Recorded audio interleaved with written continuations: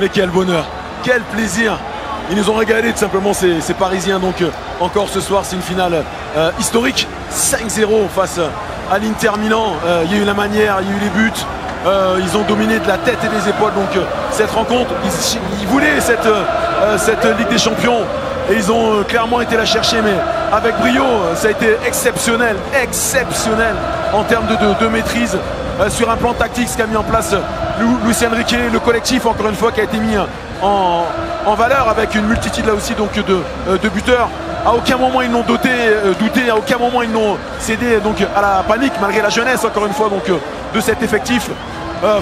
Ça a été juste voilà mémorable, plein d'émotions et puis 5 buts, c'est historique. Et je pense simplement que l'Inter ne jouera plus jamais en jaune. C'est pas ça, il y a des chances effectivement. Ça va à la voix finalement, ça tient un petit peu. Et on pense évidemment très fort aux supporters de l'Inter qui nous regardent, parce qu'évidemment tous ceux qui nous regardent ne sont pas forcément supporters du Paris Saint-Germain. On pense donc à ces supporters des Nerazzurri qui ont souffert forcément la fête. Elle est pour les Parisiens ce soir, elle est pour les hommes de Luis Enrique. Je crois qu'il y a un t-shirt qui a été sorti probablement pour célébrer ce titre incroyablement acquis de haute lutte, cette manita des Parisiens. Cette véritable humiliation pour les hommes de l'Inter, de Javier Zanetti, que vous venez voir à l'instant. Oh là là, le regard perdu de tous ces joueurs, de tous ces Nerazzurri qui jouaient en jaune et qui ne joueront plus en jaune probablement. C'est dur, mais évidemment c'est dur parce qu'eux aussi avaient le même objectif, mais à aucun moment ils n'ont pu y croire ce soir. Là, leur adversaire était trop fort dans tous les secteurs de jeu, sur un plan collectif, sur un plan individuel, sur un plan tactique. La maîtrise aurait été totale de la part de Luis Enrique donc, et ses hommes. Un vrai coup de chapeau parce que clairement ils rentrent dans l'histoire du club bien évidemment. Donc la première Ligue des Champions tant attendue, ils valident aussi une ère, cette ère qatari. Il y a tout eu au Paris Saint-Germain, des Zlatan Ibrahimovic, des Messi, des Neymar, des Mbappé sans pour autant pouvoir gagner justement cette Ligue des Champions. Et aujourd'hui c'est un collectif justement qui la remporte et la force elle est là. Et puis on est heureux aussi pour Marquinhos qui a tout vécu lui aussi les échecs, les remontadas absolus. Et là, mais voilà, il n'aura pas douté lui aussi. C'est vraiment exceptionnel ce qu'ils ont offert en tous les cas à tous leurs supporters, à toute la France. Donc également un parcours remarquable et une finale historique où l'Inter, oui, aurait été par moments même, j'ai envie de dire, humilié, tant la maîtrise parisienne était palpable, était énorme, était prégnante. Et la fête évidemment pour Luis Enrique qui a été balancé par ses propres joueurs. C'est aussi la fête du football, hein. C'est pas seulement le Paris Saint-Germain, parce que c'est vrai qu'on a assisté à un magnifique spectacle sur cette pelouse de l'Allianz Arena. On va profiter de ce tout petit temps mort pour vous proposer une page de publicité, revenir très vite pour continuer le débrief et aller jusqu'à la remise du trophée bien évidemment de cette incroyable coupe aux grandes oreilles, cette Ligue des Champions. A tout de suite. On va écouter tout de suite une première réaction parisienne. C'est l'émotion incroyablement forte de Marquinhos au micro de Margot Dumont. Marquinhos, c'est exceptionnel ce que vous êtes en train de vivre. Vous avez les larmes, je vous vois avec les lèvres tremblotantes. Qu'est-ce qui se passe là? Racontez-nous les émotions. Je vous aime. J'ai plus de force. J'ai tout donné. Je voulais trop ça. On a souffert. Ça fait 12 ans. On voulait trop ça. Elle est dure, elle est très difficile. Et ça montre la valeur de ce club, de l'envie qu'ils ont. Sans vous les gars, regardez tous ceux qui sont là, ceux qui sont en Pâques, ceux qui sont partout dans le monde, merci beaucoup. Votre énergie nous a donné ce qu'on a fait aujourd'hui. J'ai plus de force, je tiens juste à vous remercier. Marquis, je vous aime. Vous vous rendez compte que vous gagnez en finale 5-0, que vous avez balayé l'Inter Milan? Expliquez-nous comment c'est possible. Vous étiez habité pendant cette finale vous aussi. C'est trop, je sais même ça si on mérite autant de buts comme ça. Je pense que moi j'ai dit en interview avant le match en conf, j'aime cette équipe. Je suis amoureux de cette équipe, de ceux qui font sur le terrain. Ils ont une vraie philosophie, ce coach a amené un dernier que je pense que les supporters ils sont fiers. Profitez les mecs, profitez. Il y a Parc des Princes qui vous regarde. Je vous aime, profitez, nous on va profiter d'ici. On sera ensemble demain, merci, c'est à nous, on ramène à la maison. Merci Marquis, merci à vous. On ramène à la maison. Merci. Quelle émotion de Marquinhos qui s'adresse directement aux supporters du Paris Saint-Germain qui sont restés à Paris devant l'écran géant du Parc des Princes. On l'imagine, le président Al-Khelaifi qui lui aussi est forcément fou de joie. Et le président qui gagne enfin son pari. Il y a longtemps qu'il l'a tenté ce pari. Effectivement, ce pari, cet objectif, j'ai envie de dire, le jour où ils ont pris les rênes du Paris Saint-Germain, c'était l'objectif avoué dès le départ, remporter cette coupe tant convoitée, la Ligue des Champions. Et c'est l'année effectivement où ils ont abordé un virage dans tous les secteurs, notamment dans la stratégie sportive, avec de la jeunesse, du talent bien évidemment, mais beaucoup d'inexpérience et un entraîneur par contre chevronné. Et c'est cette année justement où peut-être on ne les attendait pas. Ils ont brillé par leur qualité, par leur collectif et j'ai envie de dire en tous les cas sur cette finale et même sur l'ensemble de la campagne, ça reste incontesté. Même si... La plus large victoire donc d'une équipe en finale de la Ligue des Champions. Olivier Talaron, vous qui l'avez vécu depuis Munich, sincèrement, est-ce qu'on pouvait s'attendre à une victoire pareille? Non, franchement, pas dans ces proportions, hein, parce qu'un 5-0, c'est la plus large victoire dans une finale de Ligue des Champions. Et c'est vrai que ouais, on pensait que ce serait serré hein, cette rencontre, parce que c'est vrai que l'Inter, après son match en demi-finale face au FC Barcelone, on a vu que eh bien, elle était capable de revenir dans des situations très compliquées, même à 2-0. Hein, il fallait encore se méfier de ses intéristes. Et puis, il faut rappeler que, hormis la demi-finale contre le Barça, cette équipe n'avait quasiment pas pris de but hein, dans la compétition. Donc, c'était une équipe solide, mais je pense aussi que cette équipe d'Inter arrivait très fatiguée hein, sur cette finale parce qu'elle a fini son championnat il y a une semaine à peine. Elle a perdu son championnat à la dernière journée. Et c'est vrai qu'il n'y a pas eu photo hein, ce soir entre ces deux formations. Et ajouter à cela un PSG quand même exceptionnel, on va le rappeler, hein, dans le pressing, comme ce qu'on a vu depuis le début de l'année 2025, un PSG assez irrésistible dans la récupération du ballon, avec de l'efficacité devant, à l'image de Kvara et de Désiré Doué qui avait été préféré à Barcola. Et puis derrière, un PSG qui a été plutôt solide, hein, avec un Marquinhos qui a été costaud mentalement. Oui, il n'y a pas eu photo et on ne s'attendait pas à une victoire aussi large tout de même. Et Olivier, le Paris Saint-Germain, en plus de ça, a loupé, mine de rien, à quelques occasions. Le score aurait pu être encore plus lourd, finalement. Ouais. Oui, exactement. On peut penser à Bradley Barcola, hein, qui a eu 2 énormes occasions en fin de match. Et c'est vrai que on a eu des hollas hein, dans le stade hein, lorsque les Parisiens monopolisaient le ballon à 5-0 à la fin de la rencontre. Et c'est vrai qu'on était proche quand même, c'est un mot fort, hein, mais en finale, un 5-0, on est proche de l'humiliation quand même pour une équipe comme l'Inter qui a dû très mal le vivre. Mais encore une fois, hein, Paris a fait le match quasi parfait avec un Luis Enrique qu'on voyait avec Nicolas sur le banc, qui n'a jamais paniqué. Qu'est-ce qu'il voit Nicolas là-bas? Ah oui, parce qu'il y a des joueurs qui sortent, ils sont un petit peu loin, donc on va pas noter tout de suite, mais oui, donc c'est vrai que Luis Enrique n'a jamais paniqué, il a toujours donné des consignes très calmement à ses joueurs, qu'il écoute au mot, au doigt et à l'œil finalement. Tout ce que demande Luis Enrique se reproduit sur le terrain et c'est ça la grande force du PSG aujourd'hui.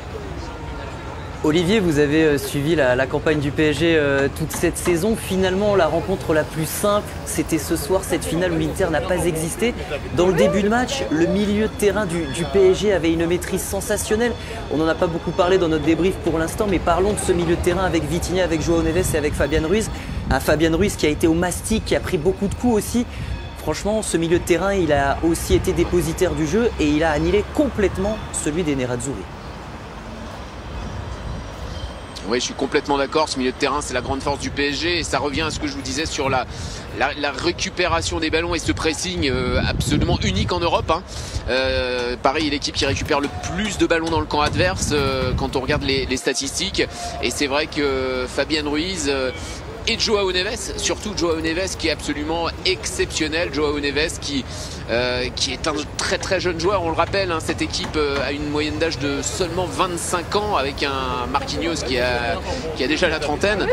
Mais oui, ce milieu de terrain avec Vitinha qui lui n'a que 24 ans si je ne me trompe pas. Oui, cette équipe, imaginez que cette ossature au milieu de terrain reste pendant 2-3 ans ensemble. On peut se dire que cette équipe peut regagner encore la Ligue des Champions. Donc voyons ce qui va se passer dans les saisons à venir, mais c'est vrai qu'elle est très impressionnante, encore très jeune, et qu'elle peut encore faire rêver les supporters parisiens. On espère qu'on vivra encore des moments comme ça. Olivier, on a encore une question, on a encore envie d'analyser avec vous. Voilà, on ne veut plus s'arrêter. Il y a un petit paradoxe dans ce match, c'est que Gianluigi Donnarumma, le gardien du Paris Saint-Germain, il a fait une saison brillante avec le Paris Saint-Germain en Ligue des Champions et pas qu'en Ligue des Champions d'ailleurs. Et finalement ce soir, eh bien, on ne l'a quasiment pas vu. Tellement l'Inter a été asphyxié. Il n'a quasiment pas eu à intervenir de Donnarumma. On va avoir un invité. Oui, c'est vrai que...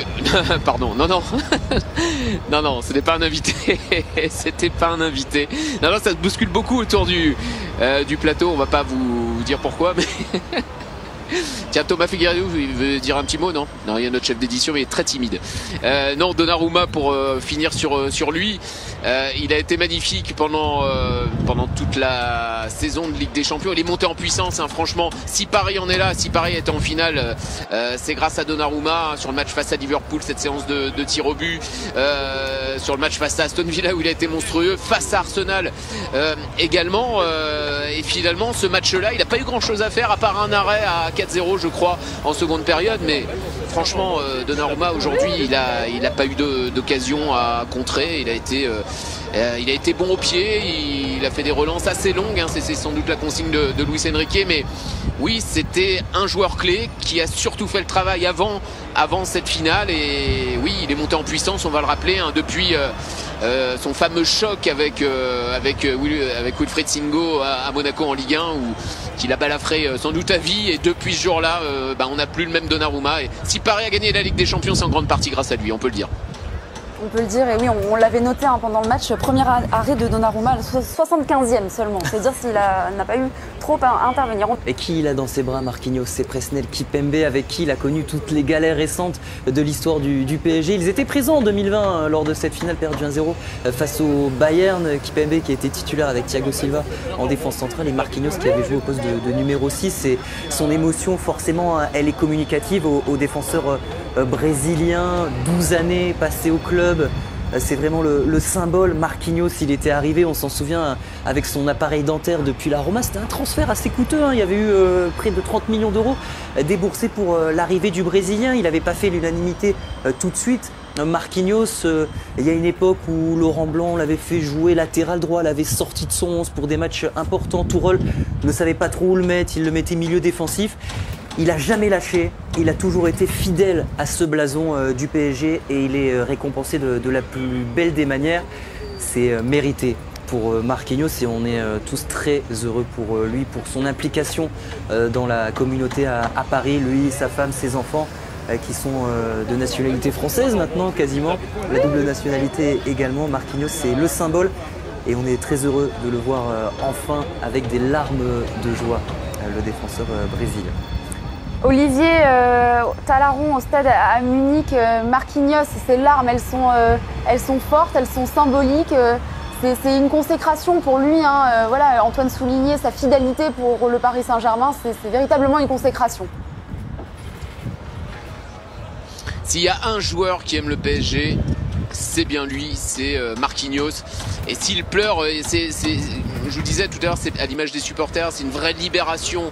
Pour lui, il a beaucoup été critiqué, notamment après le match perdu, l'élimination face au Real Madrid, hein, avec l'erreur de Donnarumma. Il a été critiqué pour ses défaillances psychologiques, Marquinhos. Et c'est vrai que cette saison, il a beaucoup progressé au contact de Luis. Alors David,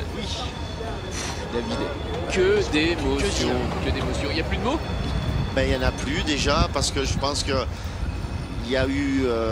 de l'émotion, un match incroyable, 5 buts, match incroyable, bonne équipe, il n'y avait pas d'équipe en face, équipe de l'Inter, mais qu'est-ce qu'ils sont bons, ils sont bons dans tous les secteurs de jeu, défensivement, au milieu de terrain, ça conserve le ballon, ça crée des occasions, devant ça finit. C'est tellement fort. Je veux dire, il n'y a rien à dire, quoi, il n'y a rien à dire. C'est la partition parfaite. 23 ans de moyenne d'âge.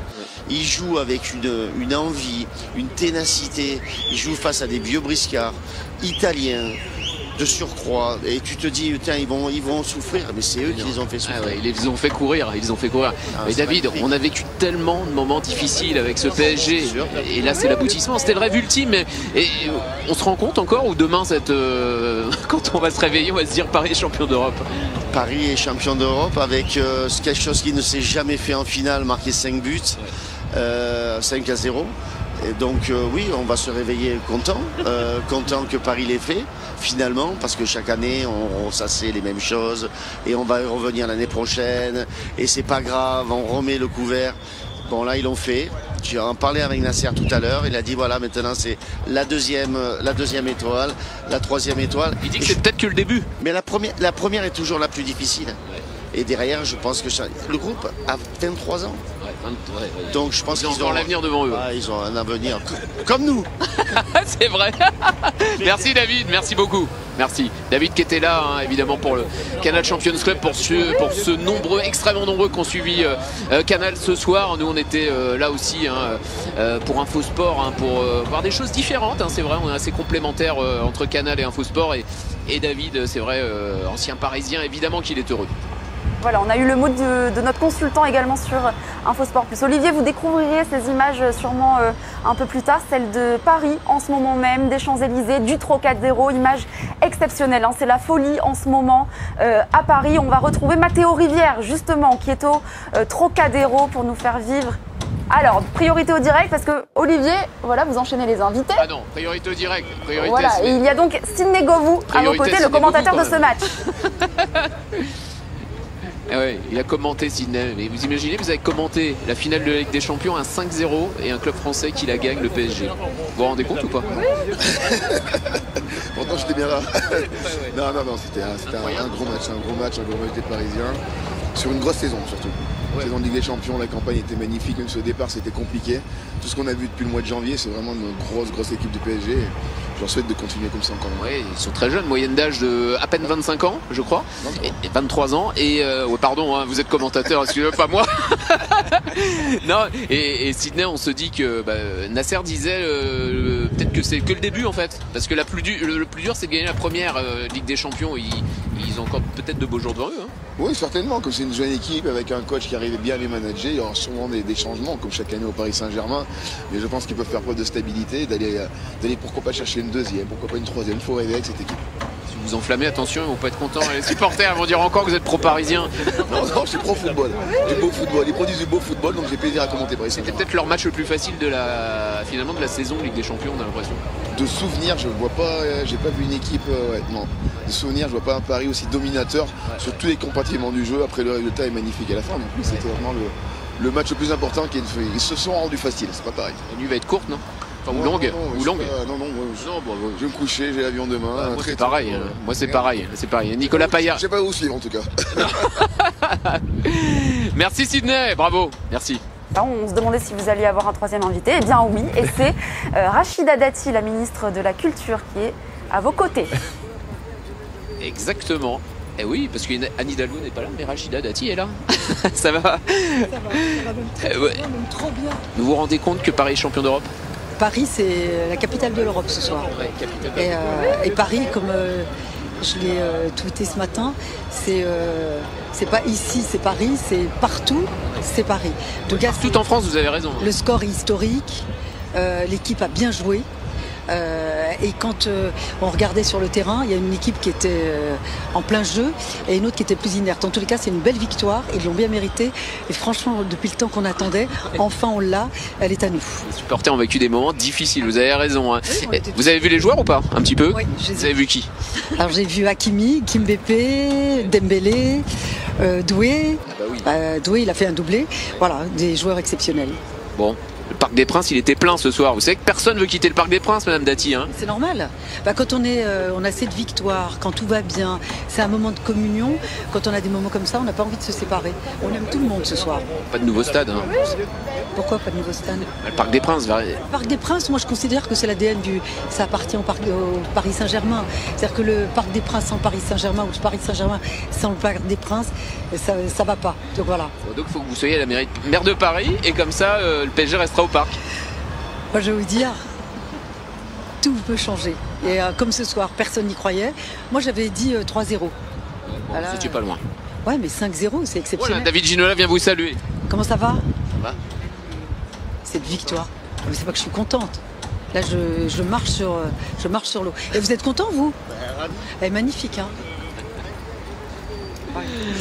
Ah bah je crois qu'on vous appelle, hein, Madame Dati. Hein. Je crois qu'il va falloir partir parce qu'il est tard. Non, mais je sais pas, là, on nous dit c'est fermé, il faut sortir et tout, on sort pas.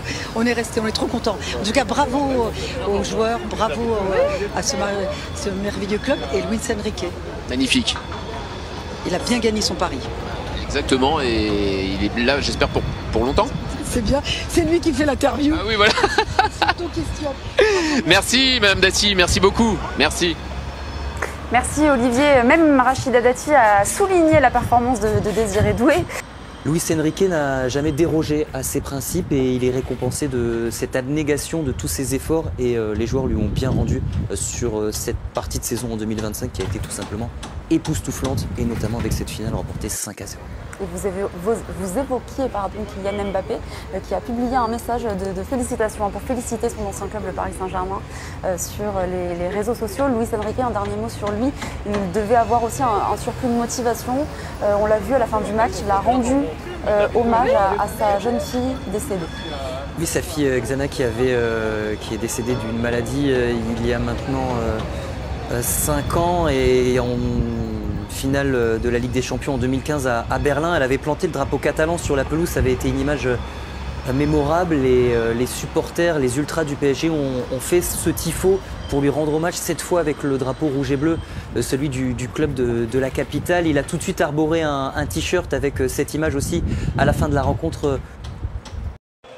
Mais c'est quoi ce match? 5-0. Le PSG donne la manita. La manita. Luis Enrique, tu es fort. Mince. 5-0. Ouh. Luis Enrique, je m'incline. Best coach. Sans Kylian Mbappé. Doublé de Doué, doublé de Mayolo. Franchement, incroyable. 5-0 en finale. Démonstration de force. Punition. Et c'est pas fini. Bravo. Les gens ont la mémoire courte. Les gens oublient que Luis Enrique, c'est lui qui a renversé, c'est lui qui a fait une remontada incroyable avec le Barça. Quand le PSG avait laminé le Barça au match aller, je crois un score de 4 buts à 1, je ne me rappelle plus très bien. Mais je me rappelle de cette remontada de 6 buts à 1. C'était incroyable. Personne n'y croyait. C'était impensable. Et Luis Enrique, lorsqu'il était manager, sélectionneur du FC Barcelone, il avait fait. Il avait réalisé cette remontada hors du commun, cette remontada spectaculaire. Donc les gens, ils ont la mémoire courte. Ils oublient cette partie-là. Ils oublient cette phase-là. Alors Luis Enrique, c'est pas n'importe qui en fait. Luis Enrique, c'est un grand coach. C'est juste qu'il avait des ordres, il avait un cahier de charges, il avait des obligations de gérer Kylian Mbappé quand même, parce que c'était lui la star de l'équipe. Luis Enrique a géré des stars, il a géré Messi, il a géré Suarez, il a géré Neymar. Il n'a pas peur des stars, mais c'est un coach qui aime la construction.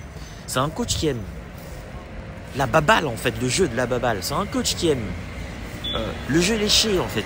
C'est pas un coach qui aime que le jeu repose sur une seule personne. C'est un coach qui aime que le jeu soit homogène. C'est vrai, il est orgueilleux, c'est vrai. Parfois il dit des choses, parfois il se la pète un peu. Mais c'est parce qu'il est bon. Quand on est bon, quand on est fort, on a le droit d'être orgueilleux. Acceptez ça les amis, quand on est fort, on a le droit d'être orgueilleux. Oui. Salut à tous, cette nouvelle formule de la Ligue des Champions rabat toutes les cartes. Ça remet tout à zéro, ça remet tout à plat. Bonjour, bienvenue à tous. Merci de regarder cette vidéo. On parle bien sûr de ce match d'anthologie entre Liverpool et le PSG, le Paris Saint-Germain. Un Paris Saint-Germain sans Kylian Mbappé. Qu'est-ce qui s'est passé Un Liverpool qui était tout feu, tout flamme. Liverpool qui était sur le toit de l'Europe. Liverpool, qu'on disait, il s'était s'était reconstruit rapidement depuis le départ de Klopp. Qu'est-ce qui s'est passé réellement dans cette équipe de Liverpool? Le match était dantesque. Alors, n'oubliez pas, abonnez-vous si vous regardez cette vidéo pour la première fois. N'oubliez pas, abonnez-vous, activez la cloche de notification pour ne rater aucune autre de mes vidéos. Sur cette chaîne, on parle de sport, on parle d'actualité. C'est une chaîne généraliste, voilà. Mais je vois que vous aimez bien cette playlist de sport. On va en faire davantage. On parle donc de ce match d'anthologie. Tout le monde disait que Liverpool allait écraser le PSG. Surtout après ce match aller où le score était de 1-0. C'était très bien parti pour Liverpool. Et c'était mal embarqué pour le PSG. Surtout, aller défier les Reds à la Merseyside, en Angleterre, à Liverpool. C'était une mission presque impossible. C'était une mission presque impossible, les amis. Il faut se dire la vérité. Le PSG a réalisé un exploit, surtout un PSG post-Kylian Mbappé. Un PSG post-Kylian Mbappé, il faut dire les choses telles qu'elles sont. Un PSG post-Kylian Mbappé. Parce que oui, c'était lui la star de l'équipe. Aujourd'hui, il n'est plus là. Enrique avait dit, franchement, l'équipe elle est forte et tout. Il a été super critiqué en France. Il est sur le qui-vive. Tout le monde attend sa moindre erreur, sa moindre... Vous voulez créer du contenu qui captive, qui informe. Vous voulez partager votre expérience, votre expertise avec le monde. Vous voulez gagner de l'argent avec ce que vous aimez. Alors, ma formation, elle est pour vous. Cette formation, elle est taillée sur mesure pour vous. Dans cette formation, vous allez apprendre à vous lancer dans la création de contenu, à choisir le bon format, le bon support. Dans ma formation, on apprend à trouver sa niche, on apprend à trouver sa valeur ajoutée, sa proposition unique, sa cible idéale. On apprend plein de choses dans cette formation. Dans ma formation, on apprend à trouver son rythme, on apprend à planifier son contenu, à optimiser son temps tout en restant motivé. C'est une formation accessible à tous, que vous soyez expérimenté, débutant, voilà, que vous vouliez créer du contenu audio, vidéo, écrit ou multimédia. Cette formation, elle est pour vous. Vous devez absolument l'apprendre. Alors cette formation est flexible, vous pouvez la suivre à votre rythme, selon vos disponibilités, vos besoins, vos envies. Elle ne coûte pas cher. 150 € pour tous les résidents en Occident et 75 000 francs pour tous ceux qui résident en Afrique. 75 000 francs CFA seulement. Alors qu'est-ce que tu attends? Souscris rapidement à cette formation parce que les places sont limitées à 50 places maximum et il y aura des formations chaque mois. Chaque formation dure 2 semaines minimum et 1 mois pour ceux qui ont du mal. Il y aura 2 semaines en plus de rémédiation pour essayer d'aider les autres. Alors, appelle ce numéro rapidement et surtout, écris à cet email pour souscrire à cette formation. Voilà, le numéro, je rappelle, 0467 81 59 18, précédé du plus 32. Donc, je reprends, plus 32 0467 ou alors plus 32 467 81 59 18, disponible bien sûr par appel et sur WhatsApp ou alors écrivez-moi tout simplement par mail pour souscrire à votre formation. Donc je vous attends nombreux et les places sont très limitées. Donc à très bientôt.